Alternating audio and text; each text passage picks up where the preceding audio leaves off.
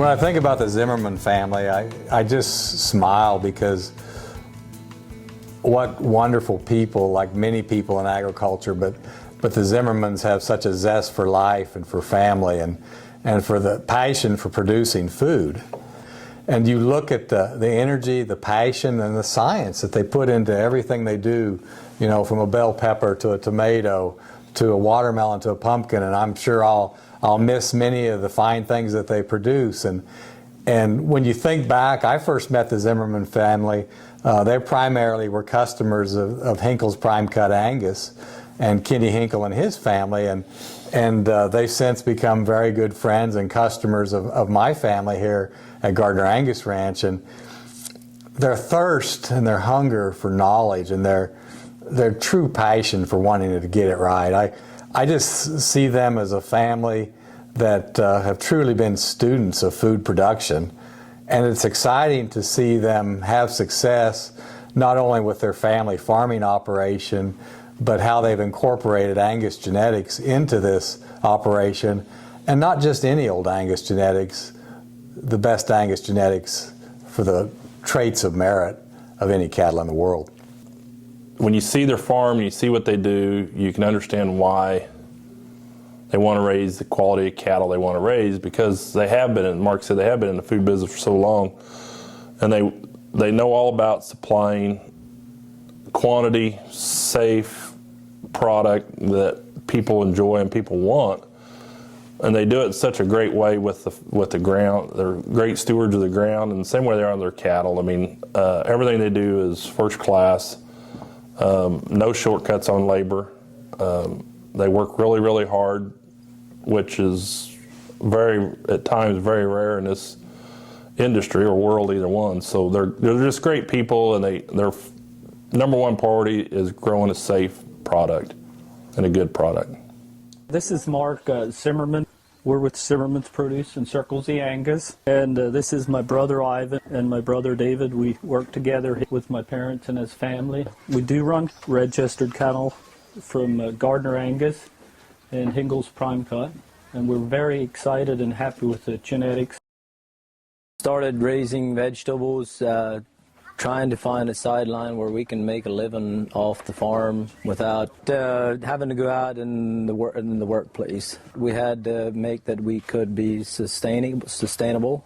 So we tried making contact with guys like Schnucks Supermarkets out of St. Louis. So that's been about 10 years ago. We have a very good relationship with them. We try to provide fresh, wholesome foods is our goal. Value as if you had your garden yourself, kind of extension of the home garden. We started Monday morning. We usually start about the edge of daybreak. We'll pick the peppers first generally, and those will go into the cooler. Get on the cantaloupes and tomatoes first thing Monday or Tuesday morning, and by Tuesday noonish that truck will be leaving to be docked at their new warehouse by that evening. Next day in the store. So you're looking about 12 to 24 hours. Well, your hybrid tomatoes, they are bred up to more shippable, more easier to look at, and unfortunately you lose flavor. What they lose in flavor is a very large disadvantage, and for that reason they go back to the heirlooms where you get you don't have the shippability. Generally all the heirlooms are harvested within 12 hours. They're at the store because of less bruising, but then you've got flavor at its extreme. Vegetables can be grown in a commercial form, just like cattle can be done. We do not mechanically harvest any produce. All our produce is harvested by hand, graded, and packed by hand, so we can offer our customers as close to fresh out of the garden as possible. We had a commercial herd, and we said, you know, we're trying to raise the best quality that we can in the produce. Why are we just running commercial cows that we don't have any idea how they're grading out? All we're concerned about is raising a calf that'll sell at the sale barn. And that's kind of where it started off. We said, we started looking about where some genetics are that had to offer what we were looking for, and went on out to Kenny's and Mark's and found cattle, easy keeping, docile. Once again, just like the heirloom tomatoes, the most important part is still, doesn't matter how they look. The regular tomato is still the better looking one. The heirloom one's the better taste, and the customers are going to come back for the better tasting tomato, and they will for the better tasting steak. We feel it's real important that both businesses are combined family businesses. David takes care of a lot of that fertilizer, and if he puts out too much or wrong amount of fertilizer, we don't see it that day, but we'll see it a couple weeks down the road. In the beef business, we're 3 years out till we see if we made the right matings. If we didn't, there's definitely a lot of parallels there. I think what we're seeing is added value is what we're looking for, and a pound of tomatoes is like a pound of beef, but a pound of silver versus a pound of gold, there's a difference.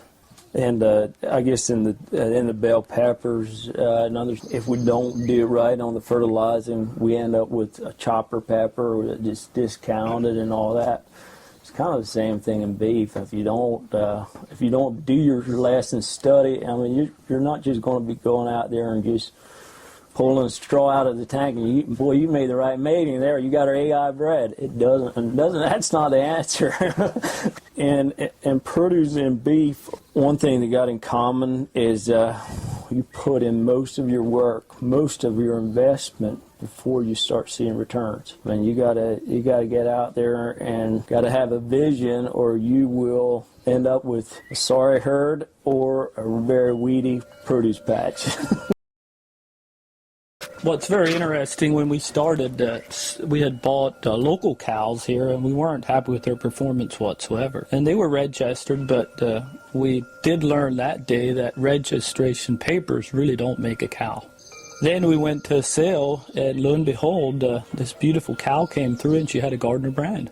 And I guess that's kind of how it all started. It's just amazing how the good Lord leads you. I talked to Mark Gardiner, and 8 years ago, Kansas seemed awful far away. And then we started learning that there's a guy in Missouri that actually has genetics too, and that they worked together with Gardiner Angus, and it was Kenny Hinkle, HPCA. That's where we actually started getting our first females there, and it's just been a wonderful connection ever since. I mean, it's just kind of part of the family and learning. It's not that we're just because we're friends and great people, but the product, we have realized it does work. And it's like I've talked to Mark quite a few times on the phone and Kenny, and they've always said, Henry's rural. It does work. It's amazing. It's like Kenny and Mark, and we were talking, sometimes you run up against something and you think, man, how could this happen? But, the good Lord lets everything happen for a reason. If you offer someone a tomato and it looks like a tomato and it feels like a tomato and they eat it and they really aren't impressed, they'll probably eat one in a month because their mom taught them to eat vegetables. But they won't be coming back to you and knocking on your door and saying, Kenny, I need another tomato. That thing was good, Last year, at one point, tomato market was flooded. It was, and we found out that Schnucks buyers had decided they needed to weed out some growers, just tell them we're oversupplied, we need to cut supply till demand pick up again. And they had actually met in the warehouse and gone in and said, this is so-and-so grower's tomatoes, and this, and taken each grower's tomatoes and sliced them and taste tested them. Monday morning, we called them and asked for a PO for the amount of produce we're sending in, and said, go ahead. And there were other guys that were calling Schnucks that morning, and they were saying, no, we got plenty of tomatoes. Where was the difference? Tomatoes probably didn't look any different. They were red tomato like black cattle. One's black, the other's black. It was on what was on the inside. You know, what the flavor was there is why we kept on producing tomatoes that summer instead of being told that the markets are glutted. We don't need any. And the customer's always right. The customer will only, one time's enough if he doesn't like what he's eating. So I'm no different. If I go into the store and I buy peaches or something that we don't raise, if doesn't have a good flavor, I'm not going back for more peaches. You know, Or a tough steak. Yeah, or a tough steak, for that matter. You know, Anybody can sell cattle when the demand is high. And that's the same way as it comes down to the tomatoes.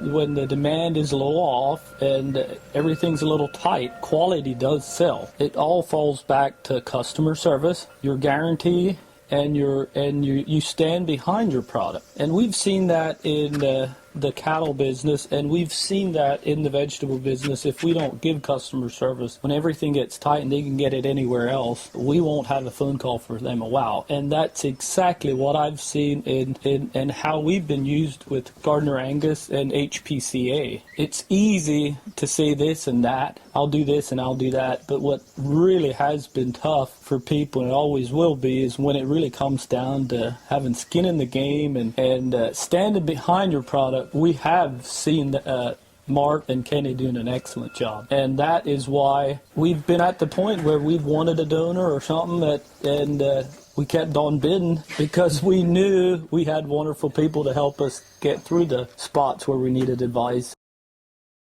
You gotta have a consistent quality product. They don't want to find small cantaloupes or watermelons in the bottom of the bin. people recognize quality. We've gotten letters from guys in Missouri, over in southern Illinois, just postcards in the mail. They didn't have anything on it besides Zimmerman's Produce, Vandalia, Illinois. That's the only information that's on our sticker. And just, I wanted to drop you a line thanking you for the fresh cantaloupes that we purchased at Schnucks. And that's actually a lesson for us because it does mean a lot. Because we spend, when you think about it, with the produce and the beef, of course you guys are doing it with the beef all year round. Our occupation is supplying food for the nation. Well, you know, every product that goes out has our sticker on it.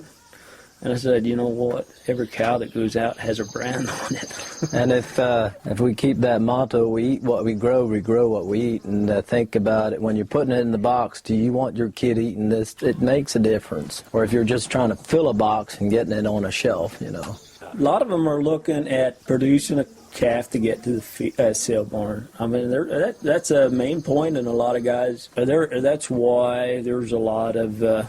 there's still a lot of demand out there for genetics that will satisfy the customer because... And flavor enhanced vegetables. It's the same thing, but it's the same formula. My dad always said you can't start out with nothing and end up with something. You got to have something to start off with.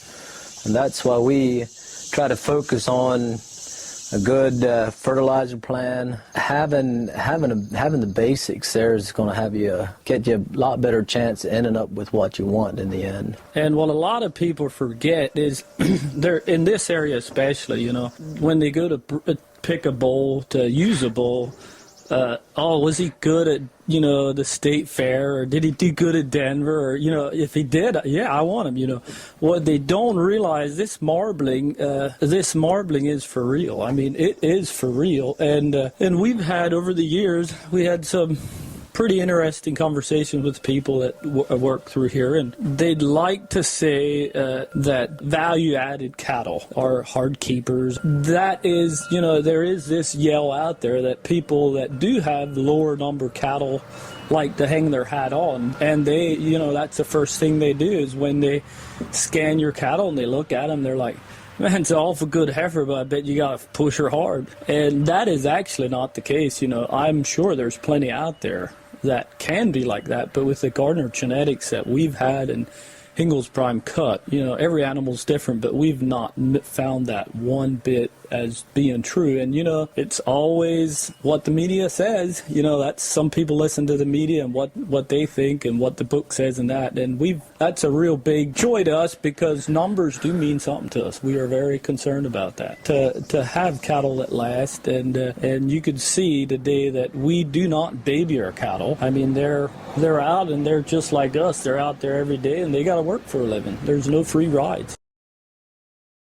And what we strive here at Circle Z Angus is a lot about using proven bulls. It's very, very important that we don't take a shot in the dark and 3 years later Kenny called and said, what happened here? Or Mark says, was Ivan asleep? And I said, well, most definitely, because it wasn't me. When your customers get to the point where they realize they're expecting a certain texture, a certain flavor, a certain quality, the only way we know we can do that is with proven seeds in the produce business, and it's the same thing with the beef market. We need to start off with proven, and we will introduce in the produce line we will introduce new products. It's kind of like, here's a new product. Taste it, give us your input. In a year's time, if you like it, we can grow more of it. If not, we'll find out that's not what Zimmerman Produce needs to move forward. When we go to sell peppers to Schnucks, we called them up and asked them if they wanted 400 bushels of peppers. We didn't have to send in a bushel of peppers and let them look at them so they know what kind of peppers we're going to be selling them.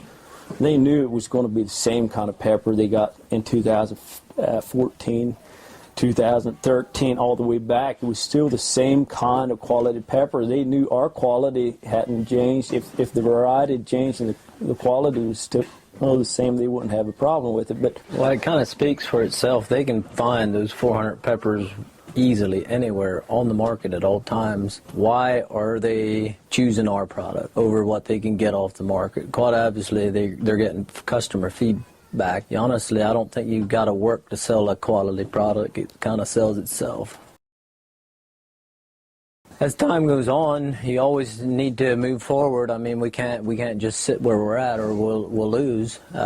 Time changes, and you need to move on sometimes, but still stay with something where works until you prove it yourself, until you jump into it. And on some of these new products, we'll be using varieties that they're using in Florida, they're using in Michigan, they're using in California. Some of those same varieties will work great in Illinois. Illinois is not a big produce producing state.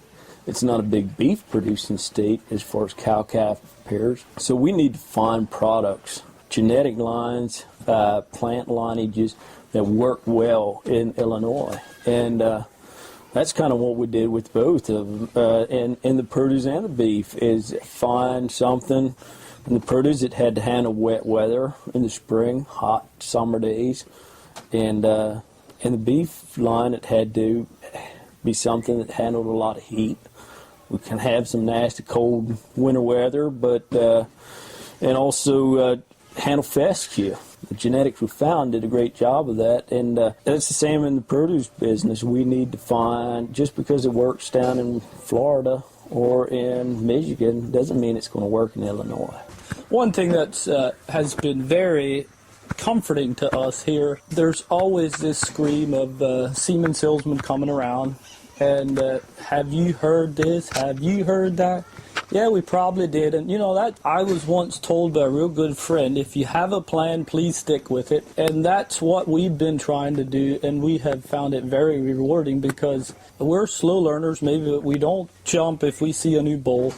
There's a lot of bulls out there just because it works for some people, and doesn't mean that it always fits in what you're trying to do. It's more marbling and everything, and everybody has a different need but for what we're doing, that we have found very helpful.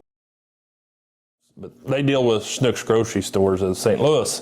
They're one of their main suppliers for fresh produce, and they had 2 trucks turned away for a product, and I've kind of found it ironic because it's not much unlike what we do when people call and they have problems with their bulls. So they say, well, they do nothing. They They smile, they say, okay, bring them back. So they take 2 truckloads back, send 2 more. When actually they found out, I believe in the end, it was a small problem with one of the boxes that they had sent. They lost 2 truckloads of one particular product, which was a lot of money to them. And they took it with a smile, and they fixed it, and they replaced it. So everything they do, we see the same way we handle with customer service, the way Mark and back to Henry even taught us all these years. The customer's always right, the customer's first, and you take care of that.